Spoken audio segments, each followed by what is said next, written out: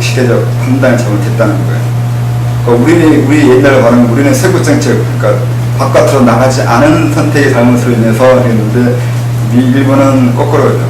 지나치게 외부로 나가다가 망한다는 건 그렇지만 그것이 더 나아질 수 있는 것을 하지 못하게 되겠죠. 그건 역사가 나중에 말해주겠죠.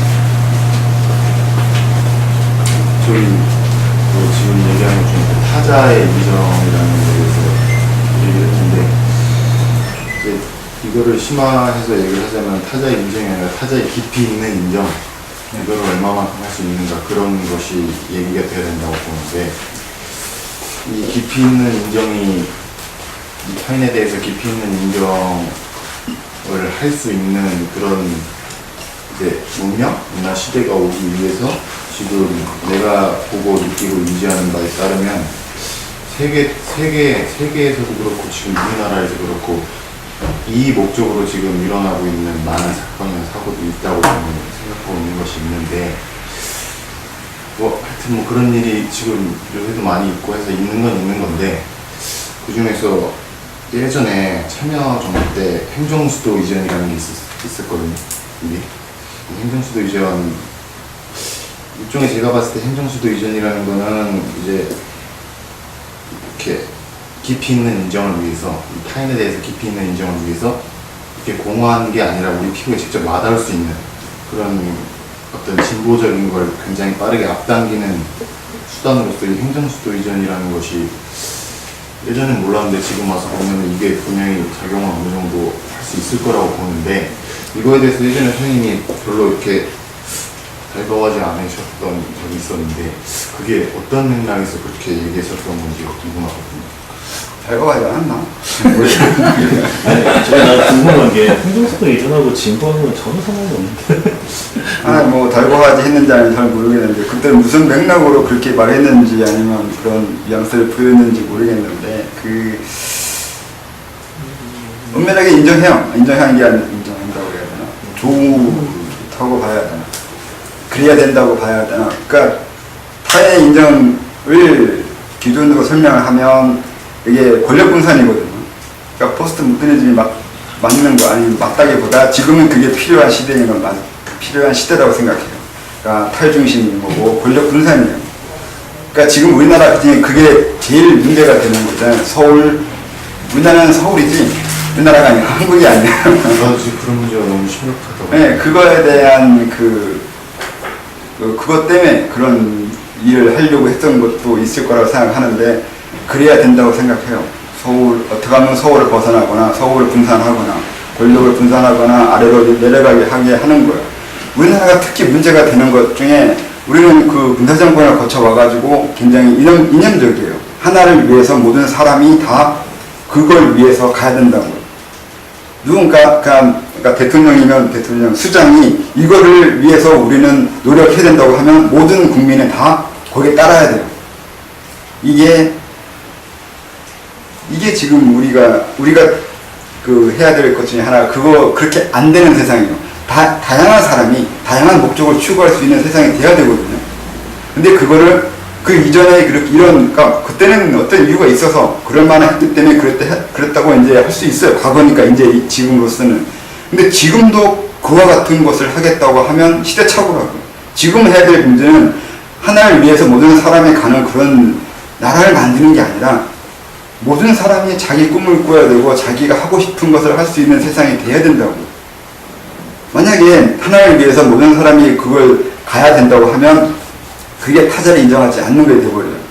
내가 하고 싶은 것이 있는데 내 하고 싶은 것에 관심 있는 게 아니라 자기가 옳다고 하는 것도 남도 옳다고 여기 거라고 생각하는 거잖아요. 내가 저쪽으로 가야 된다고 생각하는 만큼 모든 사람이 다 저쪽으로 가야 될 거라고 생각할 거라고 보는 거잖아요. 다른 사람 딴 데고 싶은데 그게 분명히 다른 사람들이 무슨 생각하는지에 관심이 없다고. 이게 과거부터 성리학이나 유교부터 내려온 우리나라의 문제예요. 모든 사람은 다 그것이 옳다고 볼 거라고 착각하는 거예요. 어떤 사람은 그런 거 전혀 관심 없는데. 그러니까 그게 노무현 대통령이 뭘 목적으로 얼마나 생각을 하고 그렇게 했는지는 모르지만 그 수도를 분산하거나 수도를 내려오게 하는 거. 내려오는 건 글쎄요, 그건 생각해 봐야 된다고 생각하는데, 그 수도를 그렇게 하는 건 나쁘진 않아요. 의도가 있다고 생각하는 거죠. 그런 의도를 가지고 있다면 그럴 수 있다고 생각해요. 근데 보기에 따라서 수도를 밑으로 내려오는 게 맞을지 틀릴지 이것도 있다고 생각해요. 그러니까 공간식으로 봤을 때 세종의 중심이면 어디까지 그 바운더리를 넓힐 수 있는지, 서울을 중심으로 했을 때 넓히는 바운더리가 있고, 그게 다른 것 같은데. 그래서 세종을 수도로 하려고 하면 세종에서 다른 지역으로 가는 인프라를 더 확장을 해야 되겠죠. 그 목적은 중국과 일본이 되겠죠. 그러니까 일본이나 그 외 좀 넓은 데까지 이렇게 공간을 보면 중심이 세종이 될 수가 있어요. 세종이나 대전이잖아요. 여기가 대전인데, 그 일종의 균형이 맞잖아요. 하나의 그 센터가 돼버리잖아요. 공간적으로.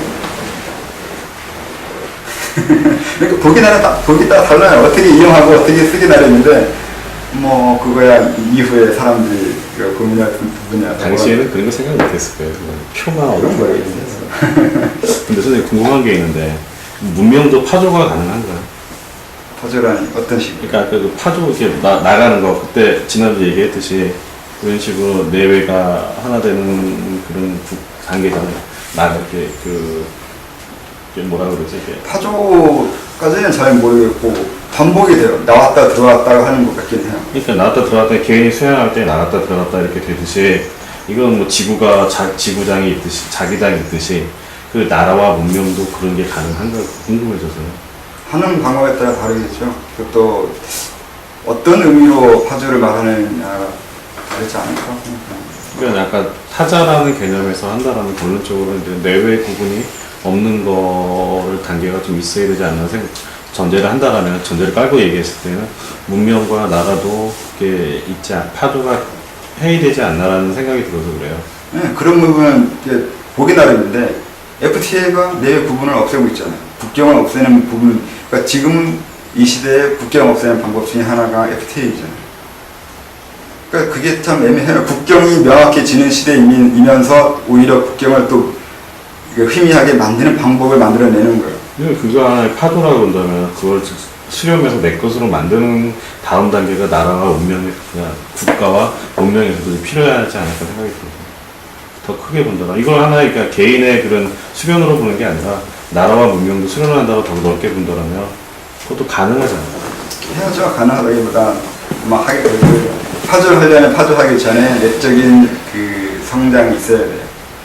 내외 구분 안 하고 이전에 내가 어느 정도 자신이 있거나 당당하거나 좀 실제적인 성장이 있어야 내외 구분이 안 될 때 감당할 수 있어요. 그렇지 않으면 그 부작용이 생기잖아요. 우리가 처음에 세계화한다고 했을 때 그게 내외 구분을 없애는 면이 있잖아요. 그러다가 약간의 부작용이 생겼잖아요. 아직 준비가 안 됐을 때 열려면 무너지고, 근데 그렇다고 그것도 있어요. 언제 준비된다는 것들이 있어요. 그러니까 이게 차라리 먼저 열고 문제 생기는 걸 감당하는 것일 수도 있어요. 그 방법상의 문제일 수도 있다고 생각해요. 뭐 한 번 무너졌다고 해서 이게 선택이 틀렸다고까지만 말할 수는 또 없어요. 적절한 시기를 찾는 게 차라리 그게 더 어려워요. 언제쯤 우리가 제대로 된, 그러니까 내실이 언제 다져지냐고요. 그 내실이 도대체 언제예요? 그러니까 아예 긴지 안지 헷갈릴 때가 나요. 그러다 문제 생기겠지만, 그렇다고 문제 안 생기는 것만 바랄 수는 분명히 없다고. 이게 또 현실이 그래요. 이론적으로는 정확하게 내실이 있을 때 문을 열고 싶지만 내실이 있다는 것을 사람 따라 다 의견이 다르다고. 그럼 어디에 장단 맞추냐는 게 돼버리면 그 고민할 때 이렇게 돼요. 차라리 그게 역사적으로 맞을 수도 있어요.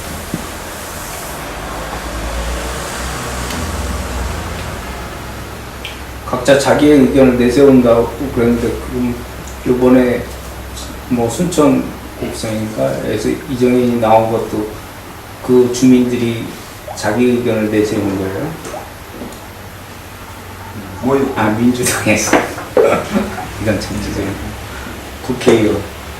모르겠는데 참.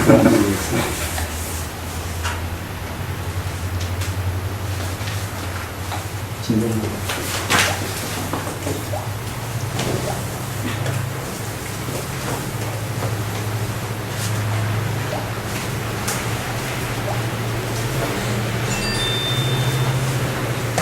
지금 사람이 과거의 성인들이나 아성들이나 현자들의 학문을 연구할 때 성인 같은 칭호를 무시하죠. 그냥 높여 부르는 것으로만 알고 그들이 남긴 자료에서 문자적 분별만 합니다. 그 문자로 나오기 위한 그들의 의도나 깊이를 무시하고 그러니 그 글의 뜻을 오해하는 현상도 있고 그들의 학문적인 깊이를 지레짐작할 뿐이죠. 대개의 학자들이 주자의 수준과 자기들 내공의 수준이 같을 거라는 전제로 연구하는 겁니다. 다들 보면 성현들을 존경하는 듯이 말하지만 그들이 성현들의 말을 이해하고 있다는 듯이 말도 하지요. 나아가 잘못된 점도 지적하고 들었다 놨다 하고요. 주자에 대해 설명하는 교수나 유학자 중 단 한 명도 그 경지에 도달하는 사람은 못 봤어요. 도의 능멸, 난 이것이 동양이나 우리의 가장 큰 죄라고 봐요. 도덕경을 세색하는 사람들 많아요. 문제는 도닥지 않고 단순한 자료적 분별로는 결코 과거분들의 의미를 모를 거라는 것입니다. 난 그렇게 생각해요. 또 이것이 앞으로 우리가 고민해서 세계의 학문적 지표가 되게 해야 한다고 봅니다. 단순 사변적인 지식이 아닌 더 심오한 무엇이 있다는 것을 보여야 합니다. 이게 어려워요. 솔직히 이게 그냥 말을 한다고 될 문제가 아니라고 생각해요. 아까 말한 대로 동양이 있고 서양이 있고 서로 간에 철학이 있는데 서양 철학은 사변적인 거기 때문에 논리적으로 눈에 보이는 이치를 따져가면서 할 수 있어요. 그래서 명확하잖아요. 자료가 분명해요. 어떤 자료를 근거로 해서 철학을 하잖아요. 그러니까 자료를 보여주면 왜 그게 그렇게 됐는지 납득시킬 수가 있다고. 근데 동양 철학은 데이터가 명확하지 않아요. 자료가 명확하지 않은 면이 있어요. 왜 그게 그렇게 되는지 증거를 보여주거나 자료를 보여줄 수 없어요. 그러다 보니까 비약으로 보이고 좀 말이 안 되는 것처럼 보이기도 해요. 그러니까 동양의 논리와 서양의 논리가 조금 틀려요. 조금 틀리게 아니라 많이 틀릴 수도 있는데 그걸 건너가는 게 상당히 어려운 건데 동양이 풀어야 될 숙제 중에 하나가 동양의 논리가 꼭 그렇게 엉성한 것만은 아니라는 거예요. 동양의 논리를 어떻게 하면 납득시킬 수 있고 어떻게 하면 그거를 변화시킬 수 있을지를 고민해야 될지도 몰라요. 그게 둘이 합쳐지는 학문이 나올 수도 있을까요? 합쳐지겠죠. 재화되는 거죠. 그러니까 논리는 누가 맞다가 아니라 이것저것 다 해서 그때 쓸 수 있으면 된다고 생각하거든요. 그러니까 동양이 맞다, 서양이 틀려다 이런 얘기가 아니라 아까 이거 처음에 얘기했잖아. 뉴턴이나 아인슈타인 얘기한 이유가 뉴턴이 이론이 지금은 틀렸다고 하지만 틀린 게 아니라 그것이 쓰는 것이 맞으면 별로 그러니까 뉴턴으로 계산하면 더 빨라요. 더 쉽고 간단하잖아요. 그럼 뉴턴으로 계산한다고요. 요즘 사람들도. 근데 이제 뉴턴으로 계산하면 오차가 어느 정도 벌어졌을 때 이제 아인슈타인 상대성 이론으로 쓴다고요. 그러니까 맞다 틀렸다가 아니라 개별적으로 개개인이 어떤 이론을 써서 어떤 사물을 볼지는 스스로 선택하라고요. 동양적 사고로 사물을 이해할지 서양적 사고로 사물을 이해할지는 본인의 선택에 의해서 하는 거고 이때 이게 좋으면 이거 하는 거고 저때 저게 더 맞으면 그때 그걸 하면 된다고. 거기 왜 굳이 어느 하나 방법만 이렇게 고집을 한다는 거죠. 그러니까 융합이라고 해서 뭐 대충 뭉치거나 합친다기보다 유연하게 적재적소에 쓸 수 있는 요령을 이해하면 된다는 거죠. 이 논리는 여기에 쓰면 좋고 저 논리는 저기에 쓰면 좋고 이런 게 된다고. 이렇게 하면 되지 않을까요? 하는 거죠. 그러니까 너무 한쪽이나 다른 사람이나 뭐가 하나 맞다 이렇게 하기보다 정확하게는 어느 것도 맞지 않는 것이 돼요. 어느 것도 맞지 않아요. 왜 안 맞냐면 분명히 그거는 관법이라고요. 보는 방법이고 지식이에요. 사물이 아니에요. 이것도 분명히 논리 개념이 다르잖아요. 지식은 그렇게 분석하고 해석한 거지 그 실제가 아니라고요. 사물이 아니라고요. 그러니까 분명히 둘 사이는 다른 거잖아요. 그러니까 다른 거기 때문에 정확하게 어떤 것이 명확하게 맞다, 이게 꼭 진리다 이렇게 말할 수가 분명히 없어요. 그걸 인정하면 되는데 그것조차도 인정 안 하려고 하니까 좀 그렇죠.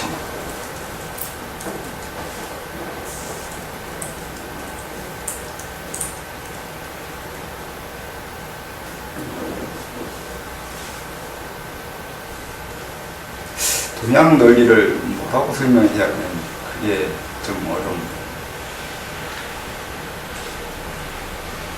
동양의 논리는 그 서양보다는 좀 불규칙은 명확하지 않긴 한데, 동양에도 논리는 있는데 그게 그 논리만 가지고 풀어내지 못해요. 풀어내지 않아요. 그러니까 중간에 논리와 논리 사이에 개인의 역량 아니면 개인의 그 해석, 개인의 주관이 들어갈 수 있게 되어 있어요. 뭐 쉽게 얘기하면 동양의 의면, 의학론이 있잖아요. 이것도 논리거든요. 논리법이에요. 논리인데 그 논리가 우리가 생각하시 그거 허무맹랑하다고 생각할 수도 있잖아요.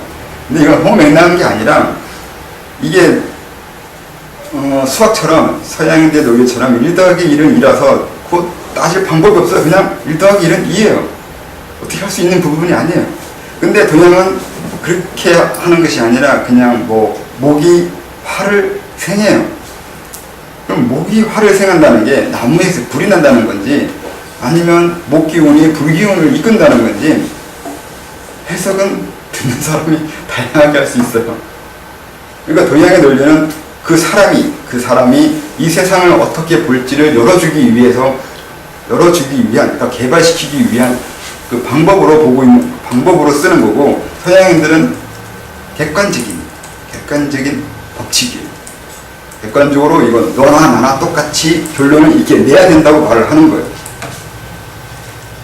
나 결론 다르고 너 결론 다르면 그건 논리라고 하지 않는 면이 서양인들한테 있는 거고, 동양인들은 내 논리나 네 논리나 다른데 누가 더 정확하게 볼지는 현장에서 보자, 사건에서 보자는 거예요.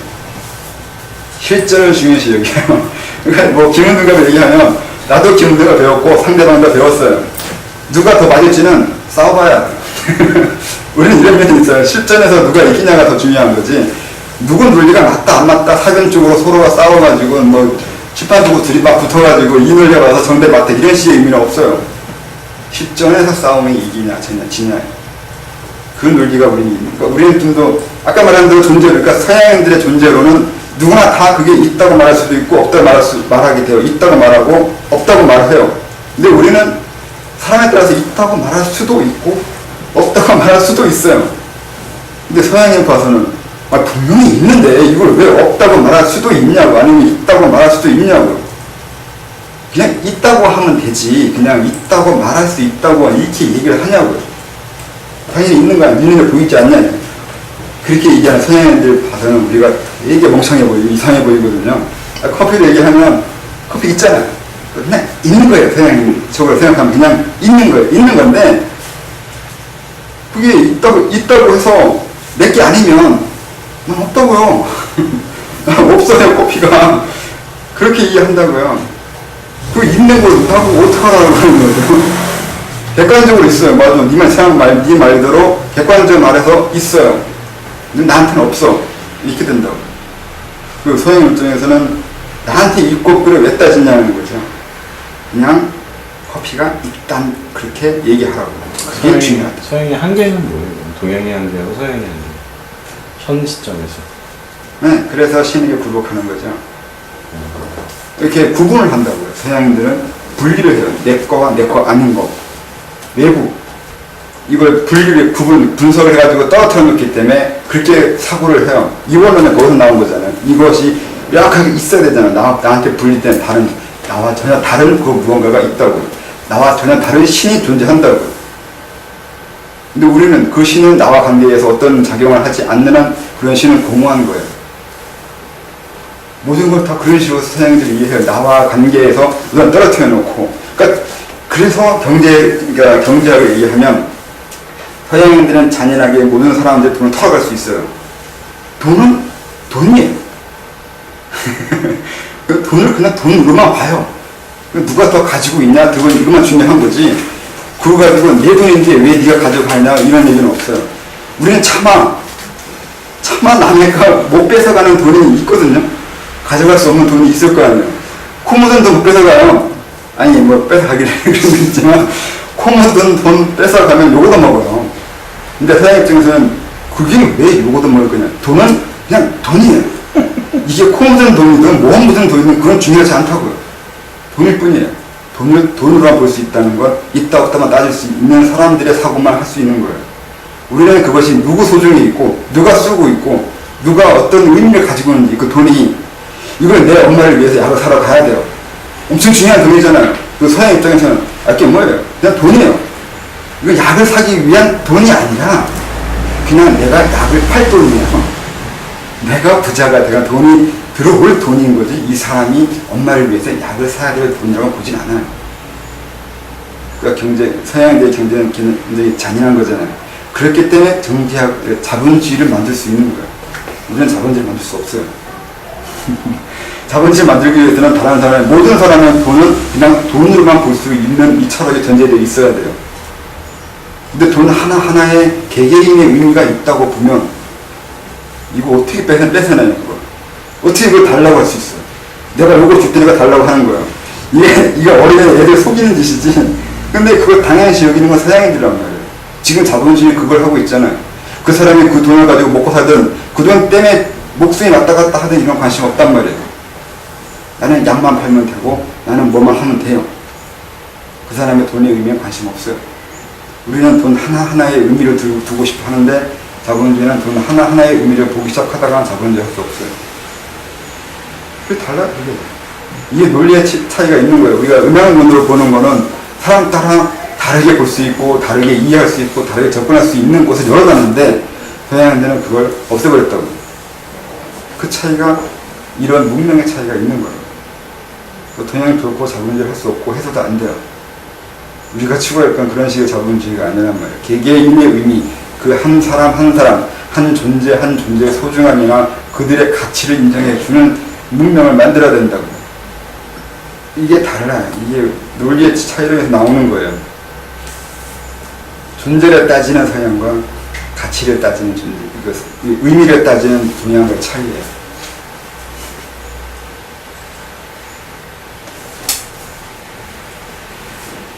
그러니까 그렇게 말하면 그 서양들 대단히 비난하는 시대가 올 거예요. 어쩔 수 없이. 그렇게밖에 생각 못하고 그런 식으로 문명을 만들어서 피해 당한 그 많은 것들을 책임지라고 언젠간 얘기하겠죠. 서양 문명한테. 서양에서도 지금 뭐 자원봉사나 이런 거 서양에서 나온. 그러니까 자원봉사를 하는 거예요. 그런 논리가 있기 때문에 그 다음에 자원봉사라는 개념을 만들어낼 수 있다고요. 우리는 자원봉사가 아니라 우리는 당연한 거예요. 자원봉사라는 개념이 그러면 내외 구분이 확실하게 있다 없다 개념이 있기 때문에 봉사라는 개념을 만들어낼 수 있잖아요. 우리는 봉사라는 개념이 없어요. 그냥 당연한 거 해야 되는 거죠. 우리는 인륜이잖아요. 아까 얘기한 대로 나 그리고 내 가족, 내 마을 이렇게 나가잖아요. 내가 당연히 해야 될 의무인 거고 내가 당연히 해야 되는 건데 해야 되는 거 가지고 그거 하라고 하면 이해가 안 돼요. 옛날 성리학자들한테 너 다른 사람 마을 위해서 뭐 해야 되라면 왜 나한테 얘기해? 이거 당연한 걸 왜 이제서 얘기하냐면 되는다고. 나한테 당연한 걸 어떤 의미 있는 듯이 얘기하면 잔소리예요. 근데 요즘에 자원봉사 개념들이 하도게 들어오니까 지금도 저도 지금 개념이 헷갈려서 내가 서구적 개념을 가지고 있는 건지. 네, 다 서구적 개념이죠. 우리는 인륜이 없어요. 인륜은 개념이 몰라요. 인륜이라는 건 그러니까 인권과 인륜의 차이잖아요. 인권은 내 권리를 주장하는 거예요. 외부 사람이 날 냅두라고 날 건드리지 말라는 거잖아요. 이쪽은 선을 긋는 거잖아요. 벌써 남과 나를 구분시키고 있다고. 근데 인륜은 그게 아니라 내가 남한테 해줘야 될 거예요. 내가 다른 사람한테 뭘 해줄지를 고민하는 게 인륜이라고. 인권은 남이 나한테 해프하지 말라는 거고 인륜은 내가 다른 사람을 어떻게 이롭게 해줄 수 있는지를 고민하는 거라고. 벌써 틀려요. 그러니까 인륜에서는 사회봉사 개념이 없어요. 이미 포함되어 있어요. 근데 인권은 그래서 사회봉사 하는 거예요. 남이 날 안 건들면 내가 너한테 뭘 해주겠다 이렇게 되는 거 있다고. 계산이 들어있다고 이미. 다르잖아. 논리가 다르니까 하는 짓도 달라요. 이걸 이해 못하니까 서양이 하는 거 보면 다 좋아 보이고 그게 맞아 보인다고요. 그게 맞아서가 아니라 그들은 이렇게밖에 할 수 없는 나름대로의 그 절실함이 있는 거라고. 이런 논리를 생각하고 이렇게 사고 구조가 이루어져 있기 때문에 그렇게 행동하지 않을 수가 없고 그렇게 하지 않는 우리가 그들한테 이상해 보이는 건데 그래 보고 미개하다 하고 근데 우리는 거꾸로 얘기할 수 있어요. 너희들은 이런 식으로 하기 때문에 이렇게 하는 거지 그건 우리는 이미 다르게 생각하고 다르게 고민하는 사람들이기 때문에 다르게 행동하고 있다고 하는 거예요. 그걸 명확하게 주장할 수 있어야 됩니다. 그러니까 자원봉사라는 개념은 너와 나라는 구분이 명확한 거예요. 그럼 구분이 애매하면 우리는 당연하게 하고 있는 거라고. 그러니까 쉽게 말해 가족이에요. 가족한테 봉사한다고 누가 얘기해요? 안 하잖아요. 지역사회가 가족사회 같이 나가는 거죠. 누구 그렇게 얘기했잖아. 아, 근데 그러고 선생님 말씀 들어보니까 이웃사촌이라는 용어가 언제부터 사라졌네요. 그러니까 이게 인륜의 입장에서는 모두가 가족, 그 천하 가족이라 그런가 장제가 쓴 글에 나오는가? 천하를 다 가족으로 보는 거. 이게 있잖아요. 천하를 다 가족으로 보는 거예요. 그 얘기가 그런 얘기예요. 가족한테 어떻게 봉사를 해요. 그렇게 된다고요. 그러니까 서양 애들 막 하면 그 손나라 때 중국의 정의천이나 얘네들 보면 이런 오랑캐 같은 새끼들이 다 있다고 욕한다고요. 어떻게 사람들한테 봉사를 하고 다 돌아다니냐고. 당연한 거라죠. 너무 당연한 걸, 뭐 대단한 무엇이 있는지 주장하는 게 이렇게 저런 식의 인간들은 상종하면 안 된다고 얘기할 거라고요. 옛날 성리학자들 입장에서는. 벌써 구분하고 있잖아. 내가 남이냐, 내가 남이 돼버렸어요, 그들한테는. 이용할 대상이고 착취할 대상이에요. 그러니까 좀 착취하니까 미안해서 뒤로 봉사하는 거라고밖에 안 돼요. 그래서 봉사를 하면 이타 속에 이기밖에 생각이 안 들었는데 그게 딱 개념이 맞다 떨어지네요. 자원봉사하면 본론적으로는 이타 속에 이기잖아요. 이기의 구현이잖아요. 이타를 가져간 이기의 구현. 선생님 말씀드리니까 이게 딱이 정리가 되는데요. 감사합니다. 그러니까 논리가 중요해요. 어떤 논리를 가지고 사고하느냐.